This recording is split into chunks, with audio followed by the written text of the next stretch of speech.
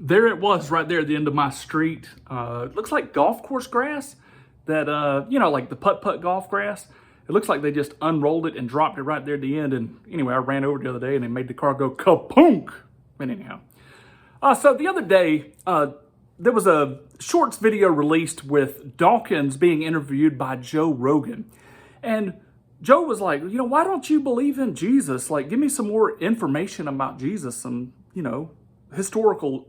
What's your perspective on this? Anyway, Dawkins like, well, I don't doubt that Jesus existed. I mean, that's a really common name for a man, just, an average man. And there's always been wandering preachers. Like, what's the big deal? And besides, there's no good evidence for Jesus. It is not often that I agree with Dawkins, but here I will flat out agree with Dawkins. There is no good evidence for Jesus. There is fantastic and amazing evidence for Jesus. So a question I have for you is, how many copies of a document do you need for the document to be historical? Let's just ask that question. And I'm going to dive into this. So we got to back up a bit. Let's back up to about the year 300 or so. And we want to talk about Roman emperors for a minute, because Rome is like one of the greatest cultural powers that have ever been. And the emperors, they weren't, well, they were treated like gods. If you go back 300 years earlier than that, they were definitely being treated like gods. But these emperors, they had full control of just about everything.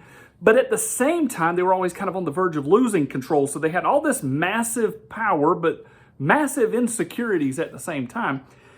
And you need to understand that there were 10 emperors in a row, Roman emperors with the power of the military, who were bent on, this might not have been their whole purpose as they were in office, but for some of them it was to crush Christianity off the face of the earth. We're talking about Roman soldiers who would practice twice a day, full-blown battles. The difference between their practice and a real battle was just blood. That was like the only difference. They were always full out practicing. And so these type of soldiers who were allowed to fine, imprison, torture, kill, take to the Gladiator Games, Christians could not, under 10 successive emperors, crush Christianity. And I just want you to think about this for a moment. Let's say I gave you the power of, the power of the United States of America to crush out every mention and every usage of the term Easter Bunny. Do you think you would stand a good chance of being able to do that? Especially if you had like 300 years to do it. Do you think you could grab some control of that? I believe you would stand a fairly good chance of that, especially if you could catch something at the inception, which is when the heaviest persecution started under Nero. Christians were killed and demolished and pushed away and destroyed with frequency.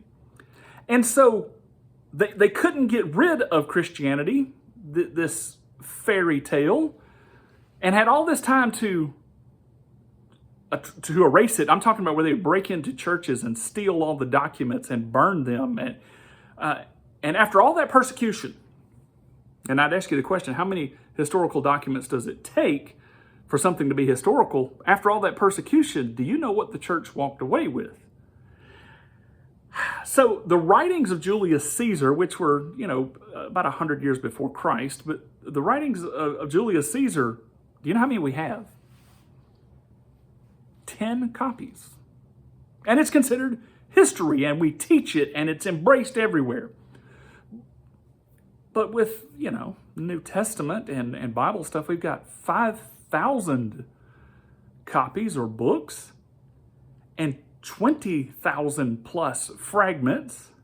And then there's the Oxyrhynchus papyri that I think that's about 500,000 Greek fragments that they haven't really dug into, translating them all, because number one, it's hard work, but, I'm supposing that they're just going to keep finding more Christian documents within those, like they have already.